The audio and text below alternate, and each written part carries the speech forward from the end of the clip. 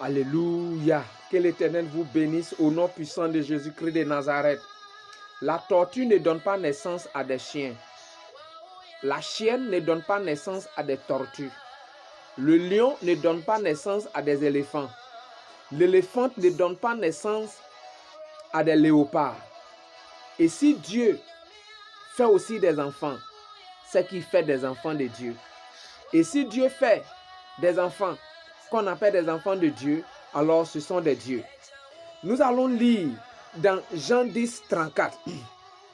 Jésus leur répondit, « N'est-il pas écrit dans votre loi, j'ai dit, vous êtes des dieux ?»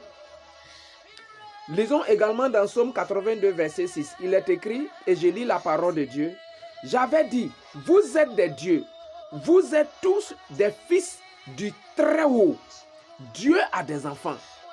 Dieu a des créatures et Dieu a des enfants. Pour être un enfant de Dieu, il faut d'abord être une créature. Mais toutes les créatures ne sont pas des enfants de Dieu.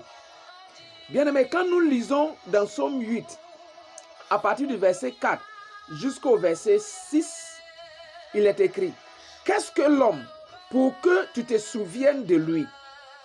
Et le Fils de l'homme pour que tu prennes garde à lui. Tu l'as fait de peu inférieur à toi et tu l'as couronné de gloire et de magnificence. Tu lui as donné la domination sur les œuvres de tes mains. Tu as tout mis sous ses pieds, les brebis comme les bœufs, les animaux des champs, les oiseaux du ciel et les poissons de la mer, tous ceux qui parcourent les sentiers des mers. » Bien-aimé, Dieu a aimé l'homme et a fait de l'homme un petit Dieu sur la terre. Car quand Dieu fait des enfants, il fait des enfants de Dieu. Il ne fait pas des enfants des chiens. Il fait des enfants de Dieu. C'est pourquoi seuls les enfants de Dieu iront au ciel. Mais comment devenir un enfant de Dieu? Pour devenir un enfant de Dieu, il faut accepter Jésus-Christ de Nazareth, qui va lui à son tour accepter de faire descendre dans ta vie son Saint-Esprit, qui à son tour te transforme et te libère de la nature pécheresse adamique. Parce que nous avons tous péché à cause d'Adam. Bien-aimé, qu'est-ce que donc l'homme? L'homme enfant de Dieu, c'est cet homme-là qui a accepté Jésus. C'est cette femme-là qui a accepté Jésus et qui combat le péché dans sa vie et qui se sanctifie davantage par rapport à la loi de Dieu, par rapport à la parole de Dieu, par rapport au commandement de Jésus-Christ de Nazareth. Cet homme, cette femme appelée fille de Dieu, cet homme appelé enfant de Dieu, c'est cette personne-là qui se sanctifie chaque jour de sa vie et qui ne cesse de se sanctifier. Bien-aimé, qu'est-ce que donc le péché? Parce qu'il faut se sanctifier.